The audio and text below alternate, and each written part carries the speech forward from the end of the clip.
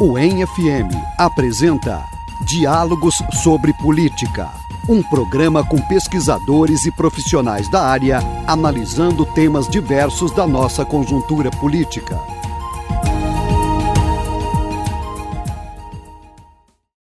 Salve, salve, meus queridos e minhas queridas ouvintes. Está entrando no ar o programa Diálogos sobre Política. Eu sou o professor Rafael da Silva e acompanharei vocês no programa de hoje. Hoje contamos com a presença ilustre do convidado, o professor Dr. Bruno Pinheiro Vanderlei Reis. Nosso convidado possui graduação em Ciências Econômicas pela Universidade Federal de Minas Gerais, mestrado em Ciência Política pelo Instituto Universitário de Pesquisa do Rio de Janeiro, IUPERJ, e doutorado em Ciência Política também pelo IUPERJ. Atualmente é professor associado, desde 2016, vice-diretor da Faculdade de Filosofia e Ciências Humanas da Universidade Federal de Minas Gerais, lotado desde 94 no Departamento de Ciência Política da mesma instituição. Seja bem-vindo, Bruno. É um imenso prazer tê-lo em nosso programa. Obrigado, Rafael. O prazer é meu. Queria primeiro que você explicasse esses dois dispositivos, que seria o progressivo aumento da cláusula de barreira, que entrou em vigor já nessa legislatura, e o fim das coligações proporcionais, que entrará, e quais os efeitos prováveis que eles poderão produzir. Eles tendem a produzir uma redução. É difícil de aquilatar o tamanho dessa redução. Aparentemente não é muito grande, mas também não é desprezível no número de partidos capazes de entrar no plenário e participar do jogo. Basicamente o aumento da cláusula de barreira é introduzir algum requisito artificial a mais para além do estrito quociente eleitoral. Então você pode ter algum partido que pela distribuição, pelo rateio de cadeiras no sistema proporcional, conseguiria algumas cadeiras em alguns estados. Mas se ele não tiver X% nacionalmente, ele está fora. Então, isso vai produzir algum efeito residual que seja de concentração de cadeiras em alguns maiores partidos. Dificulta a vida dos menores. Sim. Eu, de modo geral, tenho minhas reservas quanto à cláusula de barreira por causa disso, Ele é um número mágico arbitrário qualquer, que não deixa de violar a ambição de proporcionalidade, mas enfim, quando a gente está com febre, a gente toma um analgésico, toma um antitérmico. Se você tem 30 partidos no plenário, você precisa de alguma medida que traga esses partidos um pouco para baixo. Porque, enfim, não é um número qualquer, é de fato o maior número de partidos atuantes no Legislativo Federal no mundo todo. Então, o Brasil é um caso extremo nisso, é o caso de trazer para baixo. A outra que tem efeito parecido é a coligação. Coligações são muito naturais na disputa de cargos majoritários, no executivo, prefeito, governador, presidente, em que vários partidos eventualmente se juntam para apoiar fulano ou cicrano. Normal. No legislativo, no entanto, no sistema proporcional, eles viram um atalho para você burlar o quociente. Quer dizer, você tem um partido pequeno, sei lá, e ele se alia sistematicamente a um partido, se coliga a um partido maior. Esse partido pequeno não chegaria ao quociente eleitoral, mas ele entra na lista do partido maior. Esse partido pequeno tipicamente concentra esforços em eleger alguns caras, puxar votos, e consegue. Esse partido maior obtém votos suficientes para botar 10 deputados, e o partido menor, que sozinho não conseguiria nenhum, consegue botar 2, digamos, entre os 10 mais votados da coligação. E aí com isso ele garante lugar lá. Então isso vai acabar a partir da próxima eleição municipal, já em 2020. Não vai ter mais coligação para vereador, e a partir de 22 não tem coligação mais para deputado. Isso também, portanto, deve diminuir o número de partidos embaixo. São duas medidas na direção certa. O fim das coligações nas proporcionais é uma velha demanda dos estudiosos de sistemas eleitorais no Brasil. Pouquíssima gente defendia a continuação dessas coligações e finalmente veio. A cláusula de barreira é um pouco mais controvertida, mas enfim, ela tem sido assimilada como uma espécie de antitérmico desejável, no caso que deve produzir efeito. Agora, são duas medidas na direção certa, mas talvez tímidas, Coisa que eu acho que poderia ter alguma. Eu acho que eu sou um simpatizante, como já ficou claro, da lista pré-ordenada, que partidariza logo o jogo, e aí se o partido estiver muito impopular, ele, na verdade, ele pode ter dificuldade de sobreviver. Quer dizer, se a gente puder ter alavancagem partidária, se o eleitorado puder ter alavancagem partidária na eleição, é melhor, tem mais controle sobre o que acontece, apesar das aparências em contrário, do que nessa nuvem de centenas de candidatos ininteligíveis que tem, e que tem alguém nos bastidores operando. Outra coisa também que eu acho que a gente poderia fazer era magnitude máxima. Quer dizer, eu acho que tem alguma literatura em ciência política que mostra que mais do que 20 cadeiras no mesmo distrito, o efeito de proporcionalidade é residual. Então eu topo, eu brinco assim, podia pegar a magnitude mínima que a gente tem é 8, né? As menores câmaras municipais e as menores bancadas da Câmara dos Deputados são 8 deputados, 8 vereadores. Eu botaria nenhum distrito mais do que 20. Sim. Então, se São Paulo vai eleger 70 deputados, então vai ter que dividir ali em 3 ou 4 circunscrições, umas 4 circunscrições com uns 15, né? Diferentes regiões do estado, elegendo não mais do que 20. Eu acho que ajudava, porque aí o quociente vai sozinho para 5%. Sim. Quociente mínimo. Se a gente faz umas coisas, a gente olha para o número de partidos que tem como se fosse algo no DNA do brasileiro, da água que a gente bebe, sei lá. Na verdade, se você normaliza o sistema eleitoral, o sistema partidário normaliza também. Entendeu? Assim, é matemático, não tem muita escapatória. Os incentivos e os constrangimentos. Né? E tem uma parte que é mecânica mesmo, né? Matemática da coisa. Se nenhum distrito tem mais do que 20 cadeiras, isso significa que nenhum partido ganha cadeira nenhuma com menos de 5% dos votos. Pois é. Ponto. Isso vai ser pouco, pai. Vai ser não mais do que uma dezena. E agora, indo mais para uma discussão em torno do sistema político, né? Basicamente, no final da década de 80, início de 90, já sob a égide da nova Constituição, alguns estudos tiveram como marca um certo tom alarmista, afirmando que o arranjo institucional que essa Constituição implementou, né, presidencialismo, federalismo, multipartidarismo, ele tornaria o Brasil tão breve ingovernável. Porém, no curso da mesma década, já em 90, vimos que ele se movia, né, e passamos a então tentar entender o porquê, o como ele se move. E nesse período também tivemos um período áureo do presidencialismo, que o FHC e o Lula que gozaram de uma base política no Congresso estável. Só que na década atual, principalmente aí a partir do segundo mandato da Dilma e principalmente no atual governo, nós mergulhamos num caos. Né, assim, em termos de relação Congresso e presidente, a exceção um pouco do Temer antes do Joesley. Temer mas pré-Joesley. Pré-Joesley. Agora, aquele período áureo, ele dizia respeito mais às características política dos dois presidentes, na habilidade que eles tinham de conversar, de realmente arregimentar integrantes para sua base, ou não? Ou temos outros fatores que contribuíram para isso? Tem as duas coisas. Eu brinco, né, que talvez o Brasil tenha voltado ao normal. Porque, de fato, o período que corresponde, grosso modo, às presidências do Fernando Henrique e do Lula são de uma estabilidade sem precedentes na história do Brasil, com resultados econômicos e sociais bastante razoáveis. Algumas coisas, claro, persistem problemáticas, mas teve avanços em vários sentidos, foram períodos positivos. No entanto, fez água. O que tem aí? Quer dizer, essa história é muito interessante porque eu acho que a gente oscilou entre um pessimismo inicial injustificado. É impossível governar presidencialismo multipartidário, que, portanto, requer coalizão. Daí a ideia do presidencialismo de coalizão é isso, é o presidencialismo em contexto multipartidário, portanto, tem que fazer coalizão. O Antigo Testamento, eu brinco, né? Scott Mainwaring, Juan Lins, Bolívar Harmonier e tal, são ótimos trabalhos. O trabalho do Scott Mainwaring falando que tudo indica que presidencialismo não vai bem com multipartidarismo é um ótimo trabalho. Saiu no início da década 90, 92. Depois, na segunda metade da década, publicando artigos a partir de 94, vem a ciência política brasileira mostrar que, não, peraí, a gente está funcionando e a gente consegue mostrar que funciona. Os trabalhos da Argelina Figueiredo, a série de trabalhos que começou com os trabalhos da Argelina Figueiredo, com Fernando Limonge, a partir de meados dos anos 90, mostravam que a vida partidária no Congresso brasileiro não era tão caótica quanto o folclore dizia.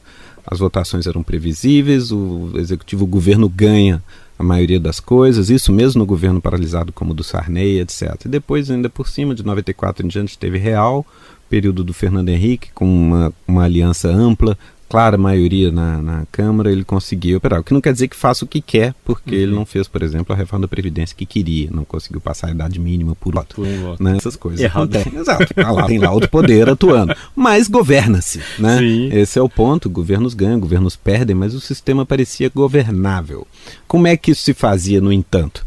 A própria literatura da ciência política brasileira, a partir dos trabalhos da Argelina Figueiredo e do Fernando Limonge, mostrou que isso se fazia desde que o presidente dispusesse de suficientes recursos de poder previstos nas instituições. Quer dizer, não deixa de validar o diagnóstico inicial. Quer dizer, para um presidente governar em quadro multipartidário em que seu partido não tenha maioria, ele vai ter dificuldades. Como é que o Brasil compensou isso? Dando poder ao presidente. Né? Esse poder era iniciativa orçamentária e era a capacidade de executar as emendas passadas pelos parlamentares, quer dizer, ele resolvia se e quando ia executar, o orçamento era autorizativo.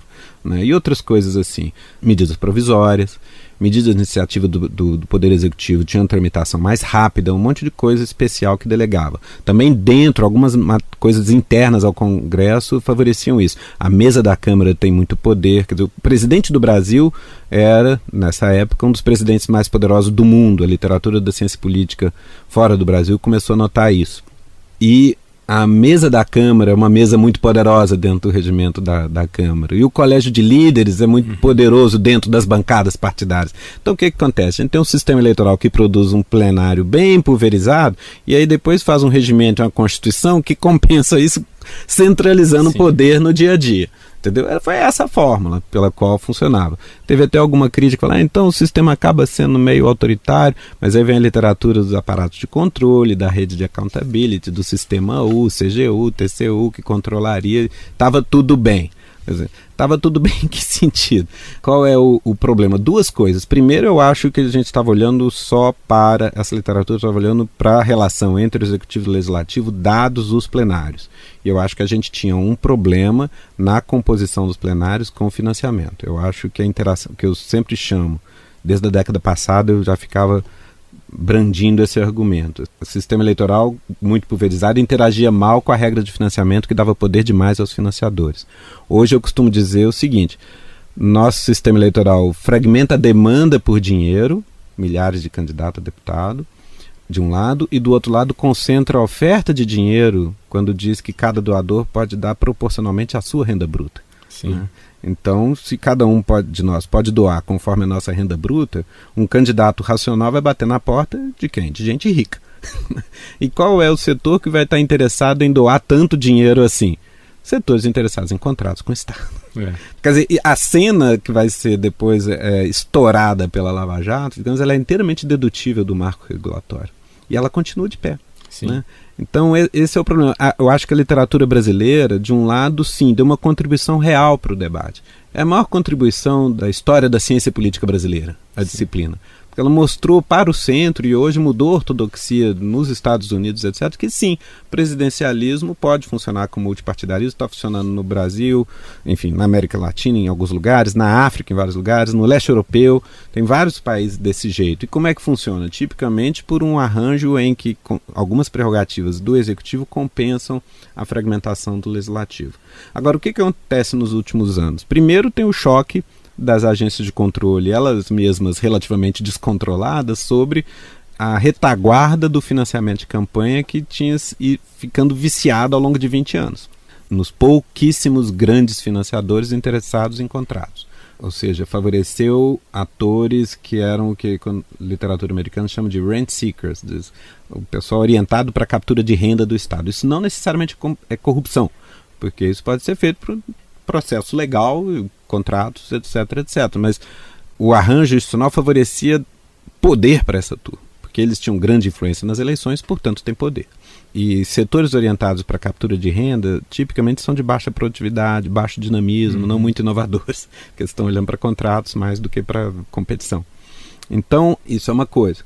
Agora, Do outro lado, o que tem acontecido? Ao sabor dos choques, dos conflitos da Câmara, desde o enfraquecimento da Dilma, quando Eduardo Cunha subtrair prerrogativas, o orçamento deixou de ser autorizativo, passa a ser impositivo, o presidente perde o poder de jogar com as emendas e assim por diante. Nesse momento, houve, nos últimos anos, um enfraquecimento relativo das prerrogativas da caixa de ferramentas presidencial, em que o Congresso recuperou. Em tese, isso é uma boa notícia, exceto que isso se deu não porque o Congresso se reorganizou com algum clube de partidos que joga uma aliança estável, mas se deu ao sabor de conflito mesmo. Incerteza grande, presidentes instáveis, fracos, e o Congresso vai simplesmente tomando prerrogativas de maneira desorganizada.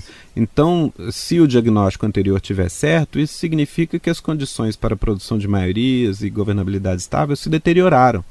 Porque o Congresso é mais fragmentado que nunca e o presidente tem muito menos poderes do que há 10 anos. Né? Com dificuldades de articulação política. Então, a dificuldade de articulação política é um resultado. Quer dizer, você pode esperar dificuldades crescentes de articulação política nesse cenário. Porque, então, a cena é difícil. Quer dizer, as razões que levavam a ciência política brasileira nos anos 90 e na década passada a acreditar que a gente podia governar o presidencialismo multipartidário estão deixando de valer. Não porque as razões estavam erradas, mas é que o presidente se enfraqueceu, o tal da caixa de ferramentas presidencial está vazia, né? E o Congresso não se reorganizou, o Congresso está mais fragmentado que nunca. É como se a gente voltasse para o ambiente em que Scott Mainwaring, Juan Lins e Bolívar Lamounier, lá no Velho Testamento, tá falando, olha, não tem jeito, talvez nesse momento não tenha jeito de governar o Brasil. Ou seja, os alarmistas de lá agora, hoje fazem... Talvez tenham razão de novo. E a questão não é nem dizer que o pessoal que estava dizendo no meio do caminho como é que funcionava estava errado. Sim. Eles estavam olhando para o quadro, olha, está funcionando desse jeito. Né? Mas, de repente, os ingredientes que eles viram na cena e que permitiam governar estão saindo da cena. Agora, em que sentido erramos, eu diria, né, essa ortodoxia que é um pouco da minha geração? Nesse sentido, o pessoal achou, olha, tem o toolbox presidencial, tem as prerrogativas, então não importa muito o Congresso que você faz maioria de todo jeito. Ora, depende. Porque isso talvez seja algum truque que funcione por um tempo, mas não pode funcionar por muito, porque pode estar corroendo a autoridade do Congresso. E agora, já caminhando para o final, pensando num balanço do governo Bolsonaro, né? É um governo que, em tese, entrou com uma expectativa grande, com uma promessa de agenda que seria aprovada no estalar de dedos, e isso não tem acontecido. Pelo contrário, o que nós temos visto é uma oposição formada pelo próprio governo, né? A oposição hoje simplesmente está vendo o seu papel terceirizado, porque com um governo como este, que faz sentido uma oposição ativa, né? Deixa o governo ele mesmo se matar. A base do governo mesmo tem proporcionado maiores brigas e a maior virulência, né? É verdade. Agora, é previsível, né? Assim, a expectativa é compreensível, acabou de ter eleição, veio um cara que era deputado há 30 anos, mas era um cara completamente fora da curva, um cara, né, no fundo do plenário, sempre foi irrelevante, falou contra o regime político o tempo todo, e isso acabou credenciando ele num momento de descrédito profundo. No entanto, nada é tão simples, e a gente sabia que não ia funcionar. Assim, né? Em dezembro, tive a ocasião de participar de um seminário na Fundação Fernando Henrique, que saiu no Nexo, tá na internet, sobre presidencialismo de coalizão, com o Sérgio Abrantes, que é o dono da expressão, e minha colega de departamento, a Magna Inácio. Todo mundo falando, olha, as condições, isso que eu falei há pouco, quer dizer, as condições que forçam a necessidade de coalizão e forçam o presidente a negociar estão mais fortes que nunca. Né, com 30 partidos no plenário e um número efetivo de 16 partidos relevantes. Né, a gente tem uma formulazinha de falar o número de partidos efetivos, mas quando o resultado... Normalmente é para dar... Você tem 10 lá, mas são 3 ou 4 que contam. O número de partidos efetivos da gente é 16 nesse momento. Quando você tem 16 efetivos, o que significa isso? Nem sei interpretar esse número. Né? Na verdade, você tem uma situação bastante incerta em que é muito difícil governar. E do outro lado, o executivo é um executivo improvisado, para dizer o mínimo, né? Não se trata, em torno do Bolsonaro, o que houve não foi um movimento que foi ganhando musculatura, ganhando influência política, ganhando prefeituras, governos, organizando quadros, decantando um programa e finalmente chegou ao poder. Foi o contrário. Foi um cara que pareceu suficientemente exótico, excêntrico, para ser, para eventualmente a população irritada, enfurecida, convergir para ele, porque queria convergir para alguma coisa diferente, e a presidência caiu no colo dele. Tendo caído no colo dele a presidência, aí, já eleito, ele foi improvisar seu dispositivo de poder. É isso. Aí você toma posse, tá tudo por fazer. Todo mundo bate cabeça, todo mundo briga com todo mundo. Não tem mágica nisso, não tem muito como evitar. E ele na sua plataforma, naquilo que ele chega a exprimir, ele não é apenas, digamos, contra a esquerda, ou ele não briga apenas contra o que seriam programas social-democrata, ou mais ou menos socialista, do petismo. Ele briga contra, em boa medida, o status quo de políticas e regulações vigentes mundo afora. Né? Ele não está brigando com medidas socializantes. Onde tem uma política, uma burocracia, uma rotina em pé, ele tende a favorecer seu desmantelamento. Ao fazer isso, ele não briga com o fantasma de Marx, ele briga com o fantasma de Max Weber. Ele briga com... Weber está dizendo, olha, à medida que tem os conflitos e você vai tentar evitar alguma coisa, você põe em pé uma política, gera uma burocracia, etc. Esse é o processo pelo qual se constitui o mundo contemporâneo, o mundo moderno, né, na Europa. Não por acaso, ele tende a ser mal recebido internacionalmente, porque ele é o cara que simplesmente pega as políticas, os processos que estão na base da constituição do mundo moderno e é contra. Então, naturalmente, ele tende a virar um pária internacional. E agora, para finalizar, a última questão, com todos esses últimos acontecimentos, para alguns, né, analistas, o impeachment tem aparecido no radar, mesmo que ainda distante. Enfim, o próprio dispositivo do impeachment tem sido muito banalizado, pelo menos essa impressão que eu tenho, né? Nós temos um sistema presidencialista, então o uso do impeachment não pode ser de forma irresponsável como nós temos feito, né? E qualquer coisa agora chama o impeachment, né, como se isso também resolveria, porque nós temos um checklist, vamos assim dizer, que nos dão alguma previsibilidade em torno disso, né, que é a questão econômica, né, como que está a saúde econômica, questões éticas, que ainda não tem se tornado um grande problema, mas está a caminho, se continuar nessa toada, né, principalmente as questões relacionadas as ligações da família Bolsonaro, Flávio, etc., né, sem contar ainda as questões do próprio PSL, o Laranjal e assim por diante. Nós temos um outro item desse checklist aí, que é a base estável e a relação com o Congresso, que vai de mal a pior, né, nós já, isso daí já é favas contadas. A relação com a imprensa, que nunca teve, e o apoio popular, essas manifestações em torno dos cortes. E o que virá pró-Bolsonaro vai dizer um pouco sobre esse apoio popular. Está em xeque. Né? Tá em xeque. Então, o que esperar novamente desse pesadelo? É difícil prever, quer dizer, tudo evolui de maneira a autorizar pessimismo, né? E, enfim, eu concordo inteiramente com você que impeachment não deve ser banalizado. Talvez se ele fosse um primeiro-ministro já tivesse caído, né? No caso parlamentarista. E o presidencialismo tem uma rigidez que a pessoa entra com um mandato que só vai ser revogado mediante a acusação de um crime. Né? Ou não teria nem chegado, talvez, não seria ele, seria outra coisa, mas com 30 partidos, na verdade, acho que iam tirar o primeiro-ministro na moedinha, né? No palitinho. Eu acho que com o parlamentarismo a gente não chegaria a 30 partidos, quer dizer, aí seria crucial que os partidos se organizassem como bancadas mais coesas. Essas coisas são assim, né? Diferentes enquadramentos institucionais produzem diferentes comportamentos, né, na elite política e geram regras diferentes. Para além do que, no entanto, a gente acha que deveria ou não deveria, independente das nossas inclinações quanto a isso, é preciso levar em conta a história do Brasil, e aí ela não é encorajadora quanto a isso. Quer dizer, o período recente teve um salto alto, eu acho, da parte dos atores políticos em 14. O nível de azedume daquela campanha de 14 foi muito virulento, de uma maneira que revela que aqueles protagonistas, Dilma, Aécio, estavam insensíveis, portanto a elite petista, a elite tucana, estavam insensíveis para as vulnerabilidades institucionais, que quase sempre estão lá. Depois de 16 anos, com Fernando Henrique, 8 anos, Lula, 8 anos, e Lula conseguindo eleger sua sucessora, rolou um salto alto do ponto de vista dos protagonistas e dos analistas, dando de barato a democracia consolidada. Sim.